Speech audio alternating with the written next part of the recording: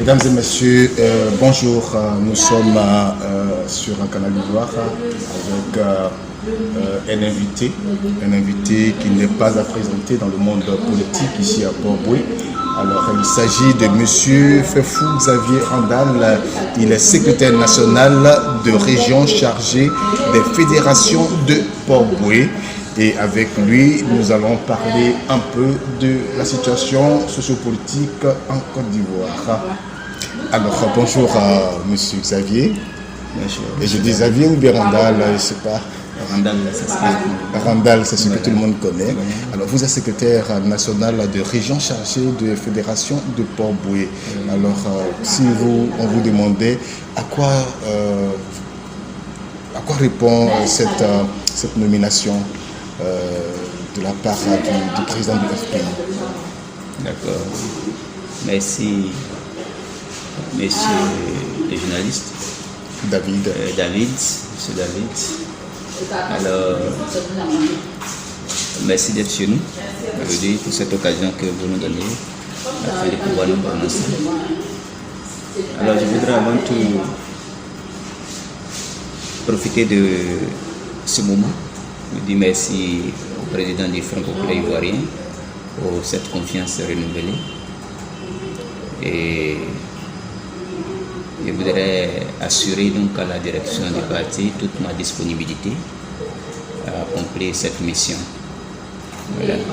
Alors il faut dire qu'en tant que secrétaire national, nous jouons un rôle de coordination, un rôle de stratégie. Nous coordonnons donc les activités des différentes fédérations. Nous devons concevoir la stratégie politique de notre zone. Alors aujourd'hui, en tant que secrétaire national, notre rôle sera donc de mettre en application notre feuille de route. Notre feuille de route, à savoir veiller à la mise en place des structures du parti, à travers l'opération Zarama, faire en sorte que l'opération Zarama, ça consiste à quoi? L'opération Zarama consiste donc à faire des découpages. D'abord, dans un premier temps, un découpage théorique, et par la suite trouver la ressource humaine qui va avec ce découpage théorique-là.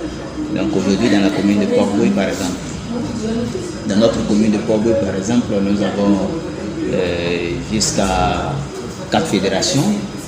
Nous prévoyons aller jusqu'à 5 fédérations. Cela voudrait dire que nous avons 5 responsables politiques de zone qui vont constituer des bureaux, ils vont former des sections et des comités de base. Donc c'est à ce à quoi consiste l'opération de Rama. D'accord, mais aujourd'hui, quand on voit la commune de Port-Bouët avec des grands noms comme le docteur Rimou Sylvestre, qui est déjà implanté ici.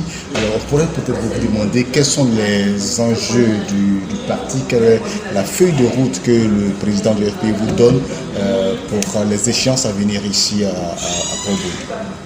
Alors, la feuille de route, elle est claire. Le FPI aspire donc à la conquête du pouvoir d'État en 2025. Et conquérir le pouvoir d'État en 2025 passe absolument inévitablement par les élections locales, donc les élections municipales à venir, faire en sorte que le parti ait des élus. Et c'est notre principal objectif, faire en sorte qu'aux élections municipales de 2023, le FPI ait des élus et des cadres au niveau local. Donc pour nous, c'est vrai. Le PDCI est bien implanté au niveau de la commune de Port-Bouët. Cela se manifeste par son premier magistrat, qui est le maire, donc Dr Moussi Bess. Nous sommes le Front populaire ivoirien, nous sommes un parti de conquête des élections. Donc, et Port-Bouët nous connaissons également Port-Bouët. Et nous n'avons plus rien à prouver sur la commune de Port-Bouët. Port-Bouët est un bastion du Front populaire ivoirien. Nous allons nous atteler donc à mobiliser donc nos militants pour cette bataille électorale. Un bastion du Front populaire ivoirien, peut-être un ancien bastion du Front populaire ivoirien, parce que le Front populaire ivoirien n'est plus ce qu'il est aujourd'hui. Ou bien je me trompe? Voilà. Bon, un bastion, un ancien bastion, il faut dire qu'on n'entre pas en politique pour en sortir. On n'entre pas en politique pour en sortir et il faut reconnaître que tous nos militants depuis la clandestinité, donc pour les 82, qui ont cru en l'idéologie du Front populaire ivoirien, à la gauche socialiste, sont toujours des socialistes, ils sont toujours au Front populaire ivoirien, vrai que la succession des événements du Front populaire ivoirien a fait que certains sont pris de découragement. Mais ils demeurent toujours des militants, donc c'est à nous d'aller vers eux et leur expliquer le bien fondé de la nouvelle stratégie politique qu'adopte le président du parti, à savoir Pascal Affi-N'Guessan. Voilà. Donc il n'y a pas d'ancien bastion, c'est notre bastion. C'est à nous de faire en sorte que nos militants retrouvent la joie de vivre, nos militants se retrouvent dans notre politique. Et donc, nous comptons vraiment sur eux. Vous avez été candidat malheureux ici aux législatives. Bientôt, il y a les municipales. Vous êtes candidat?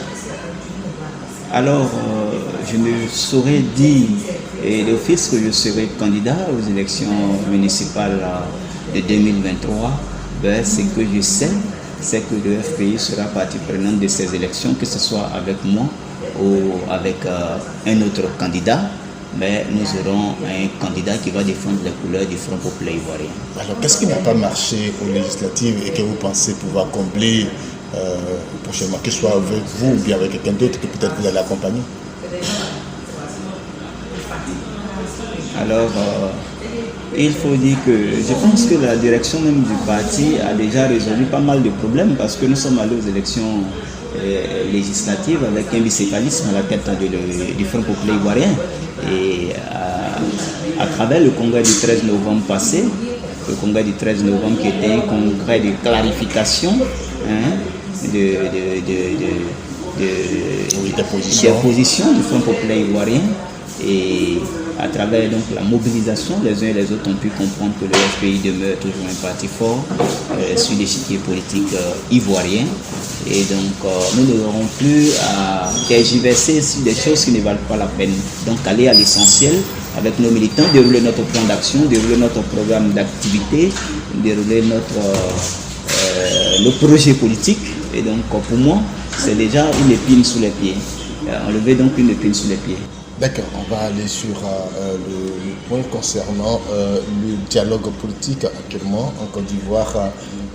C'est le dialogue politique qui est l'actualité politique actuellement en Côte d'Ivoire. Alors, quelles sont les propositions même du FPI pour une paix durable en Côte d'Ivoire? Ça fait quand même quelques temps, longtemps quand même, plus de 3 décennies. Quand on parle d'élection, ça fait peur. Alors, quelles sont les propositions que le FPI avance pour permettre à la Côte d'Ivoire de trouver une paix durable? Merci. Il faut dire que la posture du Front populaire ivoirien, elle est connue. Voilà, nous avons souhaité de tous nos voeux un dialogue inclusif, c'est-à-dire qui prend en compte toutes les plateformes politiques et au-delà la société civile, et qui va prendre en compte donc le cadre institutionnel, le cadre juridique, voilà, et le cadre même des élections, le cadre juridique des élections, la révision du code électoral, le découpage, la révision du découpage électoral. Donc, en ce qui concerne le Front populaire ivoirien, il faut revoir tout ce cadre des élections et l'environnement également, l'environnement politique. Il faut revoir tout ça de sorte à pouvoir assainir l'environnement politique à venir. Pour nous, c'est très important. D'accord, on ne va pas se laisser sans demander comment va actuellement le FPI après bien sûr le congrès, si on peut dire, après bien sûr les deux congrès, le congrès du PPAC et celui du FPI, ce qui confirme désormais que chaque parti a déjà son chemin. Oui. Alors comment va ce FPI qui est considéré pour certains comme une coquille vide? Est-ce que c'est vrai? D'accord. Je pense que nous avons eu l'occasion le 13 novembre dernier de prouver aux yeux du monde entier de voir effectivement si l'enveloppe était vide ou non. Le FPI a fait une mobilisation de plus de 15 000 militants. Et donc je pense que la notion de coquille vide est à l'appréciation du sujet. Voilà. C'est une appréciation subjective, mais pour nous, ce moment était une renaissance pour notre parti politique, parce que de là d'où on vient, donc à parler de la crise post-électorale, jusqu'au 13 novembre, ça n'a pas été facile pour le Front populaire ivoirien, il y a eu des dissensions un peu partout, et pour nous c'était un congrès de clarification, et ce congrès a permis de réorienter la politique du Front populaire ivoirien, qui est matérialisée par sa redynamisation. Vous avez vu la composition du nouveau secrétariat général avec l'entrée de nouveaux jeunes dynamiques, de nouveaux militants engagés à la disposition du parti pour donner un nouveau souffle au Front populaire ivoirien. Et donc vous comprendrez que le FPI est à jamais debout, et nous aurons également un test à l'occasion des échéances électorales de 2023, de prouver que le parti est à jamais plus en forme. Voilà. Et donc pour nous continuons notre marche, nous travaillons d'arrache-pied, de sorte que nous puissions atteindre nos objectifs. Voilà, c'est un peu ce que je peux dire. D'accord, merci beaucoup Monsieur Fefou Xavier Randal. Je rappelle que vous êtes secrétaire national de région chargé des fédérations de Port-Bouët, et avec vous nous parlions un peu de la vie politique en Côte d'Ivoire. Je ne sais pas si vous avez une conclusion avant qu'on se laisse. Alors, merci Monsieur David, merci pour cette opportunité que vous nous donnez de nous prononcer sur l'actualité nationale. Et pour nous,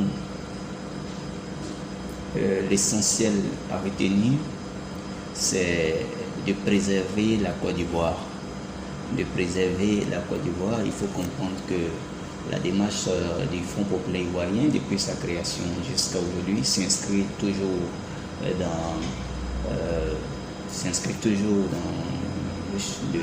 chemin de la paix, et c'est ça l'essentiel pour nous. Œuvrer à la cohésion nationale, au-delà des plateformes politiques, c'est la Côte d'Ivoire qui gagne. Et donc, il nous faut nous entendre sur l'essentiel, de sorte à pouvoir donner aux Ivoiriens un lendemain meilleur. Donc, pour nous, c'est ça l'essentiel. Merci beaucoup. Merci d'avoir accepté notre invitation. Mesdames et messieurs, nous sommes à la fin de notre entretien. Et on se retrouve prochainement pour un autre numéro.